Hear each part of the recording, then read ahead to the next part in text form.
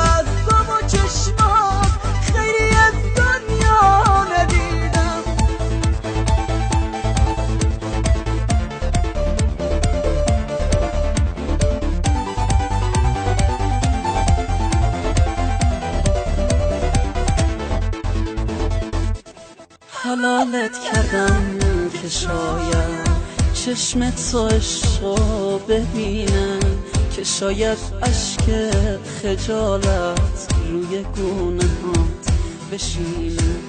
تو همون بغض گلویی که گرفت و با نمیشه. به خدا این همه قصه توی سینم جا نمیشه.